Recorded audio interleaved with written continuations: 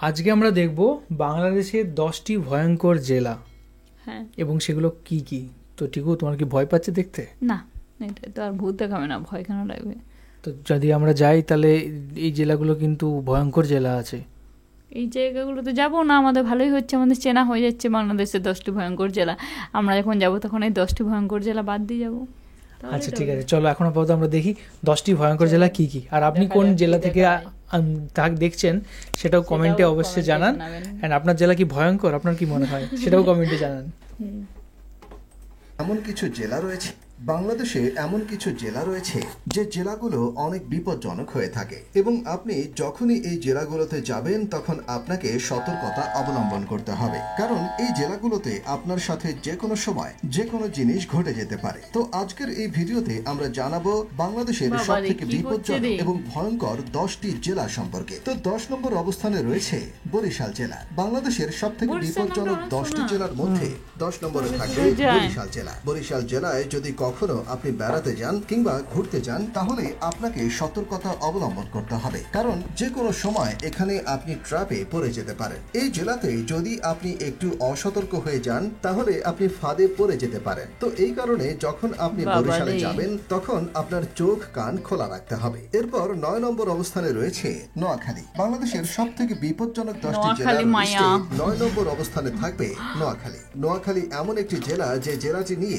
বাংলাদেশের মানুষ সব থেকে বেশি ট্রোল করে থাকে। আপনি যদি কোনো কারণে নোয়াখালী যেতে চান তাহলে প্রথমেই আপনাকে অবশ্যই তাদের ভাষা শিখে নিতে হবে, কারণ এখানকার মানুষের ভাষা বোঝা খুবই কষ্টকর। নোয়াখালী জেলাতে যদি আপনি ভুল ভাষাতে কথা বলেন তাহলে বিপদে পড়তে হতে পারে। 8 নম্বর অবস্থানে রয়েছে ময়মনসিংহ জেলা। বাংলাদেশের সব থেকে বিপজ্জনক 10টি জেলার লিস্টে 8 নম্বর অবস্থানে থাকবে ময়মনসিংহ জেলা। যদি আপনি এই জেলাটিতে যান তাহলে একা একা যাতায়াত করবেন না, আপনার সাথে কাউকে নিয়ে যাবেন। বর্তমানে এই ময়মনসিংহ একটি বিভাগ হয়ে গিয়েছে। জেলাটির যাতায়াত ব্যবস্থা মোটামুটি ভালোই এবং এখানে অনেক দর্শনীয় স্থানও রয়েছে, তবে এখানকার সব মানুষ যে ভালো তেমনটা কিন্তু নয়। জেলাটিতে যেমন ভালো মানুষ বসবাস করে তেমনি খারাপ মানুষও রয়েছে এখানে। যদি আপনি এই জেলাটিতে ঘুরতে যান তাহলে খুবই সতর্কতা অবলম্বন করতে হবে। 7 নম্বর অবস্থানে রয়েছে রাঙ্গামাটি জেলা। বাংলাদেশের সব থেকে বিপজ্জনক ও ভয়ঙ্কর জেলার লিস্টে 7 নম্বর অবস্থানে থাকবে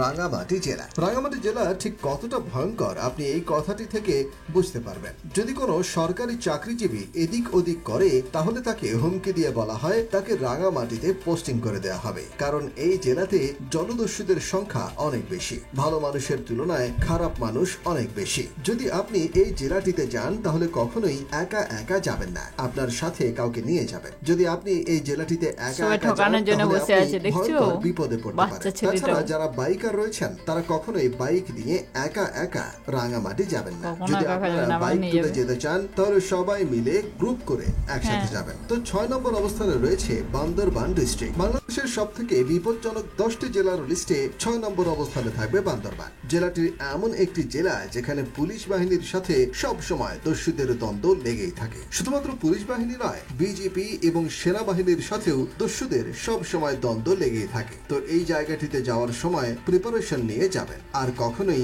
একা একা কোথাও যাবেন না, কারণ এই জেলাটিতে যে কোনো জায়গায় যে কোনো কিছুই ঘটতে পারে। আপনি যদি বান্দরবান জেলায় ঘুরতে যান তাহলে সাহসী বন্ধুদের সাথে নিয়ে যাবেন। 5 নম্বর অবস্থানে রয়েছে কক্সবাজার জেলা। বাংলাদেশের সব থেকে বিপজ্জনক 10টি জেলার লিস্টে 5 নম্বর অবস্থানে থাকবে বিখ্যাত কক্সবাজার জেলা। বাংলাদেশের যত মানুষ আছে তাদের বেশিরভাগই শখ করে কক্সবাজারে ঘুরতে যায়, কিন্তু আপনাদের উদ্দেশ্যে বলে দিতে চাই এই জেলাটি অনেক বিপজ্জনক একটি জেলা। কক্সবাজার জেলায় শুধুমাত্র বাংলাদেশের মানুষ ভিড় করে তা নয়, পুরো পৃথিবী থেকে হাজার হাজার মানুষ এই জেলায় ঘুরতে আসে। কক্সবাজার জেলাটি বিপজ্জনক তার কারণ হচ্ছে এখানে রাতের বেলা অনেক বিপদ সৃষ্টি হতে পারে। তাই রাতের বেলায় কক্সবাজার জেলাটিতে আপনি কখনোই একা একা বের হবেন না। কক্সবাজারের বিপজ্জনক একটি জায়গার নাম হলো মেরিন ড্রাইভ রোড। এই জায়গাটি থেকে সব সময় দূরত্ব বজায় রাখবেন। তাছাড়া যেমনটা জানেন এই জেলাতে মাদকের ব্যবসা অনেক বেশি হয়ে থাকে। কক্সবাজার জেলাটিতে প্রচুর পরিমাণে মাদকের লেনদেন হয়ে থাকে। তো যারা কক্সবাজারে যাবেন তারা সব সময়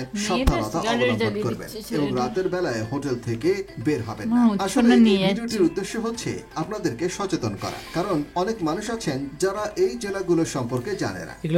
এই জেলায় ঘুরতে গেলে মাঝে মাঝে মানুষ বিপদে পড়ে বা বিপদে পড়ে যায়। 4 নম্বর অবস্থানে রয়েছে নারায়ণগঞ্জ জেলা। বাংলাদেশের সবথেকে বিপজ্জনক 10টি জেলার মধ্যে 4র্থ অবস্থানে থাকবে নারায়ণগঞ্জ জেলা। আপনারা হয়তো মনে মনে ভাবছেন এই জেলাটি কোথায় গেল। যেমনটা জানেন, নারায়ণগঞ্জ জেলা একটি শান্তিপূর্ণ জেলা নয়। এখানে প্রায়ই সব রকমের ঝামেলা লেগেই থাকে। বাংলাদেশের ইতিহাসে বড় বড় দুর্ঘটনা ঘটে গিয়েছে এই নারায়ণগঞ্জ জেলাতে। তো আপনি যদি কখনো এই জেলাটিতে যেতে চান তাহলে সব সময় বন্ধু বান্ধবদের সাথে নিয়ে তারপর ঘুরতে যাবেন, কারণ এখানে আপনি একটু ভুল করলে আপনাকে ফাঁসিয়ে দেওয়া হতে পারে। তাছাড়া এই জেলাটিতে কোনো মানুষের সাথে অযথা তর্ক বিতর্কে জড়াবেন না। মনে রাখবেন, এই জেলাটি বাংলাদেশের একটি বিপজ্জনক জেলা। 3 নম্বর অবস্থানে রয়েছে কুষ্টিয়া জেলা। বাংলাদেশের সব থেকে বিপজ্জনক 10টি জেলার লিস্টে 3 নম্বর অবস্থানে থাকবে কুষ্টিয়া জেলা। কুষ্টিয়া জেলাটি খুব একটা শান্তিপূর্ণ জেলা নয়। আপনি যদি এই জেলাতে যান তাহলে সব সময় সাবধানে থাকবেন এবং আপনার আশেপাশে সব সময় আপনার বন্ধু বান্ধবদের রাখার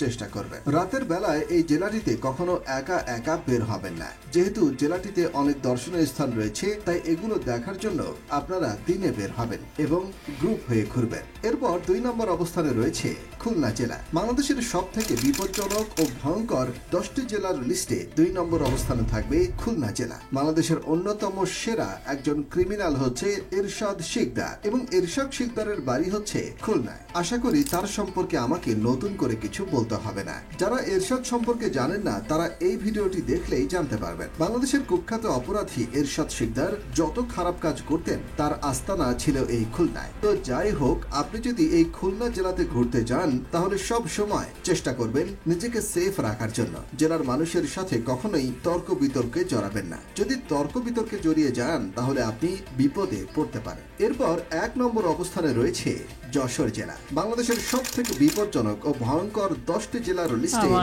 1 নম্বরে থাকবে যশোর জেলা। এমন একটা সময় ছিল যখন এই জেলাকে বলা হতো মাদকের এবং সন্ত্রাসের আগ্রা। তাছাড়া এই জেলাতে এমন কোনো খারাপ কর্মকাণ্ড নেই যেগুলো ঘটে।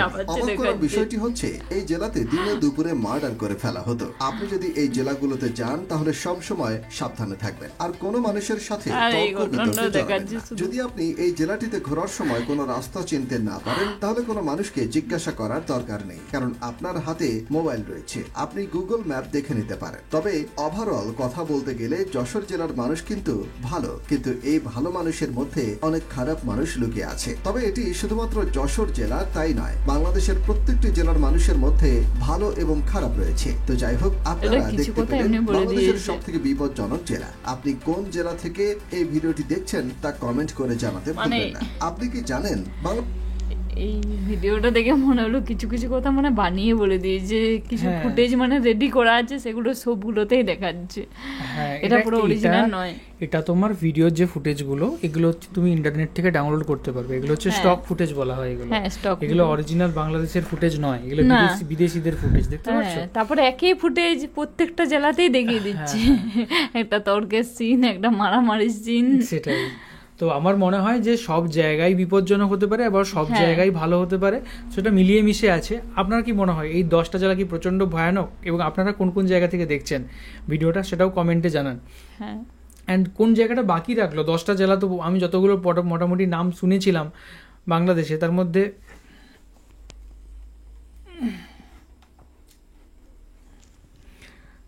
মধ্যে ম্যাক্সিমাম জেলার নাম তো এখানেই বলে দিল, তাই না? তো আমার মনে হয় না যে এটা যে কোনো সত্যতা আছে এই ভিডিওটার মধ্যে। তো আপনারা কি মনে করেন সেটাও কমেন্টে জানান। তুমি কি বলবে? হ্যাঁ, আমিও বলবো যে আপনারা যে যেখানে আছেন তারা বেশি ভালো করে বুঝতে পারবেন যে সেই জায়গাটা ভয়ঙ্কর নাকি ভয়ঙ্কর নয়। এই ভিডিওটা তো দেখলাম, এটা অরিজিনাল বলছে না, এটা কিছু স্টক ফুটেজ দেখাচ্ছে। তো আপনারা অবশ্যই একটু কমেন্ট করে জানাবেন যে কে কোন জায়গা থেকে দেখছেন আর কোন জায়গাটা সব থেকে বেশি ভয়ঙ্কর। আর কিছু হয়তো সত্যতা থাকতে পারে যার জন্য ভিডিওটা বানানো, আর কিছুটা হয়তো বেশি গল্পের মোড়কে মাখা যেটা হয় সেরকম সেই জিনিসটা। ওরা দেখে বোঝাও গেল যে একই ফুটেজ বারবার ব্যবহার করছে। একটা তর্কের সিন তুলে রেখেছে, একটা মারামারি, আরও কতগুলো সিন তুলে রেখেছে, সেগুলো হচ্ছে দেখাচ্ছে, এটা বোঝাই গেল। সেটাই। আর আমরা যখন যদি বাংলাদেশ যখন যাব তখন আপনাদের মধ্যে কে কে সাহসী এবং শক্তিশালী লোক আছেন তারা কমেন্ট করবেন, হ্যাঁ। তাদেরকে আমরা সঙ্গে নিয়ে সবসময় যাব, সঙ্গে নিয়ে সবসময় ঘুরবো, ঠিক আছে? হ্যাঁ, তো আর এখান থেকে কিছু নিয়ে যাব বডিগার্ড। এখান থেকেও লোক নিয়ে যাবে? ঠিক আছে, চলো, এই ছিল আমাদের রিয়াকশন বাংলাদেশের 10টা ভয়ঙ্কর জেলা সম্পর্কে আমরা একটু জানলাম।